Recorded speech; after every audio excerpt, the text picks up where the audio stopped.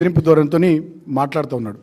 ఇవి కేవలం ఆయన మాటలే కాదు, యథా రాజా తదా ప్రజ అన్నట్టుగా ముఖ్యమంత్రి గతంలో మాట్లాడినటువంటి మాటలు, కండ్ల గుడ్లు వీకేస్తా, కడుపుల పేగులు తీస్తా, లాగుల తొండలు జొరగొడతా, చెట్టుకు వేలాడదీసి కొడతా, స్వయంగా అసెంబ్లీ వేదికగా బట్టలు ఇప్పదీసి కొడతా అని ముఖ్యమంత్రి ఏదైతే మాట్లాడిండో వస్తే వీరు ఎమ్మెల్యేగా పోటీ చేసినారు.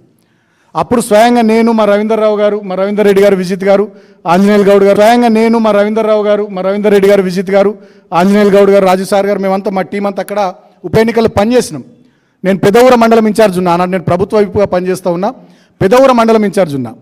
అటువైపు పెదవూర మండలం కాంగ్రెస్ పార్టీ ఇన్ఛార్జ్ ఎవరు వచ్చారు? రేవంత్ రెడ్డి గారు, ప్రస్తుత ముఖ్యమంత్రి వారే వచ్చారు.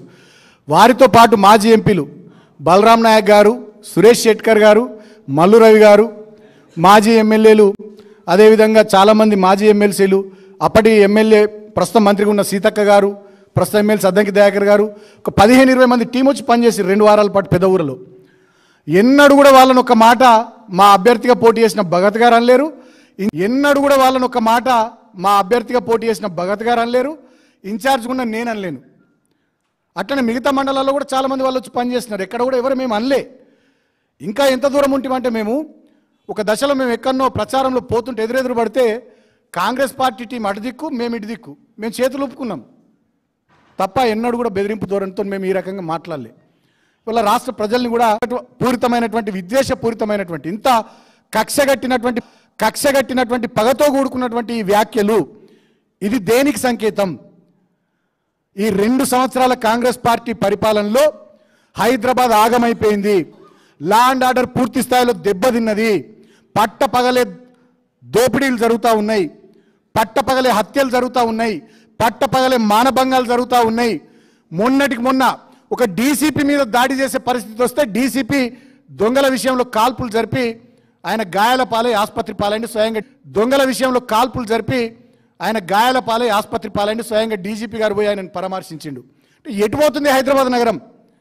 ఏం జరుగుతూ ఉంది హైదరాబాద్లో? హైదరాబాద్ ప్రజానికం కూడా ఆలోచించాలి, తెలంగాణ ప్రజలు కూడా ఆలోచించాలి, ముఖ్యంగా జూబ్లీ హిల్స్ ఓటర్లు ఆలోచించాలి. గతంలో కేసీఆర్ గారి 10 ఏళ్ల పరిపాలనలో హైదరాబాద్లో చిన్న అవాంఛనీయ సంఘటన జరిగిందా? కేసీఆర్ గారు గవర్నమెంట్లోకి వచ్చిన కొత్తలోనే, 2014లో అధికారంలోకి వచ్చిన కొత్తలోనే హైదరాబాద్కు సంబంధించి చాలా గొప్ప మాట చెప్పిండు. హైదరాబాద్లో బతుకుతున్న ప్రతి ఒక్కరూ, ఇతర రాష్ట్రాల వాళ్ళు కానీ, ఇతర ప్రాంతాల వాళ్ళు కానీ, వాళ్ళంతా హైదరాబాదీలే, వాళ్ళ కాలికి ముళ్ళు గుచ్చుకుంటే నా పంటితో తీస్తా అని ముఖ్యమంత్రి హోదాలో కేసీఆర్ గారు మాట్లాడినారు. లా అండ్ ఆర్డర్ను టఫ్గా మెయింటైన్ చేసినారు. హైదరాబాద్లో డ్రింకింగ్ వాటర్ సప్లై కానీ, పవర్ సప్లై కానీ, 24/7 ఇన్ఫ్రాస్ట్రక్చర్ క్రియేషన్ కానీ, పెద్ద పెద్ద హైవేలు, స్కైవేలు, ఫ్లైఓవర్లు, అండర్ పాసులు, అద్భుతమైనటువంటి డ్రైనేజ్ వ్యవస్థ, ఈ రకమైనటువంటి సకల సౌకర్యాలు, పార్కులు, ఓపెన్ జిమ్లు, చిల్డ్రన్ ప్లే ఏరియాలు, కమ్యూనిటీ హాళ్ళు, బస్తీ దవాఖానాలు, ఇటువంటి ఎన్నో సౌకర్యాలు కల్పించి హైదరాబాద్ను అన్ని వర్గాల ప్రజలు, అన్ని కులాలు, అన్ని మతాలు, అన్ని ప్రాంతాలు, అన్ని రాష్ట్రాల వాళ్ళు సంతోషంగా ఉండేటటువంటి ఒక సేఫెస్ట్ డెస్టినేషన్గా కేసీఆర్ గారు హైదరాబాద్ను తీర్చిదిద్దిండు. అందుకనే సంఘటనలు జరగలే. పెద్ద ఎత్తున పెట్టుబడులు వచ్చినాయి, పెద్ద ఎత్తున ఐటీ రంగం విస్తరించింది, పారిశ్రామిక రంగం హైదరాబాద్ చుట్టుపక్కల ఏరోస్పేస్ కానీ, ఫార్మా కానీ, డిఫెన్స్ కానీ, రియల్ ఎస్టేట్ కానీ, ప్రతి ఒక్క రంగం అద్భుతంగా హైదరాబాద్ చుట్టూతా తెలంగాణలో బాగా ఎదిగింది, పెరిగింది. ఆనాడు కేసీఆర్ గారి పరిపాలనలో హైదరాబాద్, తెలంగాణ పెట్టుబడులకు గేట్వే ఆఫ్ ఇండియాగా ఉండే. ఇవాళ రేవంత్ రెడ్డి ముఖ్యమంత్రి అయిన తర్వాత ఈ ఇందిరమ్మ రాజ్యంలో, ఈ కాంగ్రెస్ పాలనలో హైదరాబాద్ నగరం ఇవాళ గన్ కల్చర్కి అడ్డాగా, ఒక మాఫియా డెన్గా తయారైపోయింది. అది ఎంత దూరం పోయిందంటే చివరికి ఎన్నికల్లో పోటీ చేస్తున్న కాంగ్రెస్ పార్టీ అభ్యర్థి కూడా ప్రత్యర్థి పార్టీల ఎమ్మెల్యేలను, మాజీ ఎమ్మెల్యేలను, ఎంపీలను, మాజీ ఎంపీలను అందరినీ మీరు మీ ఇళ్లలోకి పోలేరు, మీరు బతకలేరు, మీరు తిరగలేరు అనే బెదిరించే స్థాయికి ఇవాళ ఆ కల్చర్ ఎదిగింది. అంటే హైదరాబాద్ ఎటు పోతుంది, రాష్ట్రం ఎటు పోతుందో రాష్ట్ర ప్రజలు, హైదరాబాద్ ప్రజలు కూడా ఆలోచించాలి. ఇవాళ జూబ్లీ హిల్స్ అనేది అదొక సంగమం లాంటి నియోజకవర్గం.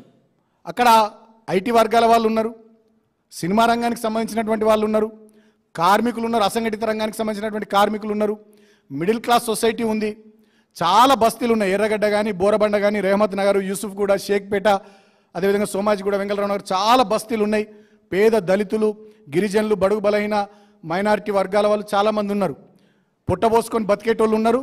అదేవిధంగా కొన్ని ఏరియాలో కొంతమంది శ్రీమంతులు ఉన్నారు. ఇతర రాష్ట్రాల నుంచి వచ్చి, ఇతర ప్రాంతాల నుంచి వచ్చి స్థిరపడ్డటువంటి వాళ్ళు ఉన్నారు.